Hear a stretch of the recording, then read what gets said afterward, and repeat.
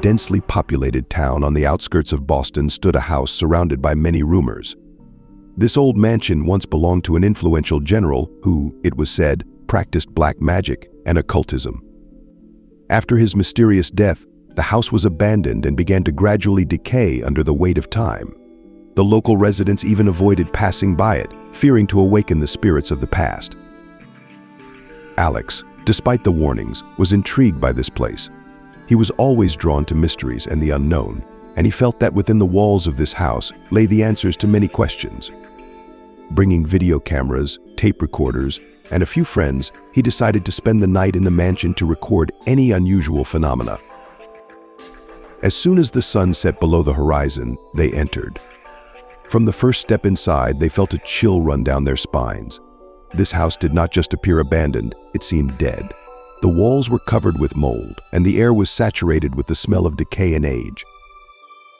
While Alex and his team were setting up the equipment, a noise echoed down the corridor. The sound was too real and close to be dismissed as the play of the wind. Alex's heart pounded with anticipation and fear. He directed his flashlight towards the sound and noticed one of the old doors slowly closing. For a moment, a tense silence hung in the air, broken only by their held breaths.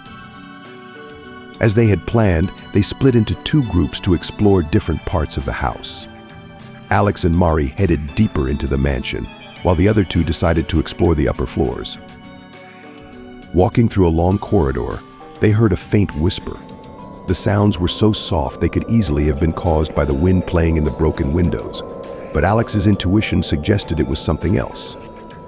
They stopped, trying to discern the words, but the whisper suddenly ceased as they listened more intently. Reaching an old library, they saw that books and ancient manuscripts still stood on the shelves, creating the impression that someone had just left the room. Mari approached one of the shelves and reached out to a book with a faded cover. As soon as she touched it, old letters spilled from the shelf onto the floor. Alex picked up one of the letters and read it aloud. It was written by a woman named Anna, who complained to her friend about strange events happening in the house and the terrifying dreams that haunted her every night. The letter was dated 1913, a few months before the mysterious death of the mansion's last owner. They heard a loud sound. It was a scream coming from the upper floor. Without a moment's hesitation, they rushed to help their friends. Climbing the stairs, they discovered that the door to one of the rooms had slammed shut, trapping their friends inside.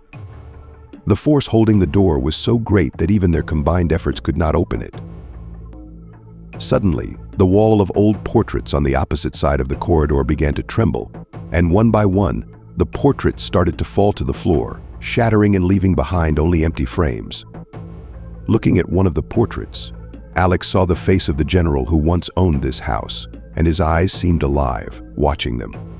Alex felt fear grip him, but at the same time, an irrepressible desire to unravel this mystery was awakened. He looked at Mari, who seemed to share his resolve. They decided to investigate the last room on this floor, which they had not yet checked. When they approached the door, they heard a faint groan from behind it. Alex slowly turned the handle, and the door opened with an unpleasant creak. The room was dark, and only the moonlight illuminated the floor. In the corner of the room, in the beams of moonlight, they saw the silhouette of a person who slowly turned towards them. It was a woman in an ancient dress, and her gaze bore the abyss of time. She silently looked at them, and it seemed that time around had frozen. Alex felt the air around him become denser. The woman raised her hand, pointing to the wall behind them, where there was a painting depicting the same room as in reality, but it included more people. The painting showed the general and his family, as well as the servants. However, one of the servants in the painting was crossed out with red paint. The woman in the dress disappeared as suddenly as she had appeared, leaving them in confusion and fear.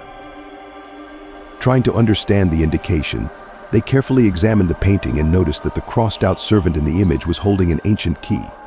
Alex remembered seeing a similar key in one of the rooms downstairs, where they had just been. Feeling that the key might be part of the solution, they hurried back there. In the room with the key, they also discovered a secret door that they had not noticed earlier. Their hearts beat in unison with each step as they opened it. Behind the door was a small room with dusty shelves, on which various magical artifacts and ancient books were placed. On one of the books was the name of the general. Examining the books and artifacts, they realized that the general was the bearer of knowledge that could open gates to other worlds and times. Alex realized that it was exactly this knowledge that was the cause of all the paranormal phenomena in the house. But the most significant discovery awaited them in the last entry of the book, the promise of the general's return if someone could solve the mystery of the mansion. They decided to use the knowledge they found to perform a ritual that they believed could either close the portal or at least prevent the general's return. Preparing everything necessary, they started the ritual in the main hall of the house, where the general once conducted his rites. But as the ritual reached its climax, the doors and windows of the mansion began to close spontaneously, and the wind grew to a deafening howl. The light flickered until it went out completely, leaving them in total darkness. A loud knock sounded from beyond the door, and the ancient walls of the mansion trembled as if from a powerful earthquake. A shadow appeared in the center of the hall, slowly taking the form of a person.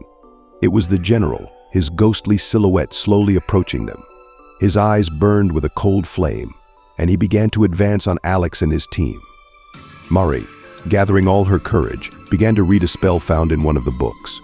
As she read, the light gradually returned, and the shadow of the general became more blurred and indistinct. The last words of the spell were spoken with difficulty, each sounding like a bell driving away evil. As soon as the spell was completed, the ghost of the general dissolved into the air, and the heavy pressure enveloping the house lifted. They felt relief and at the same time fatigue from what they had experienced. The house was again enveloped in silence, but it was the silence of peace, not the harbinger of a storm. Alex and his team stayed in the mansion until dawn, making sure the activity had stopped. As they left, they looked back at the building, which now seemed less threatening than before. They knew that the story of this place was now part of their own history. This night would forever remain in their memory as the night they faced the past face to face and defeated its dark secrets.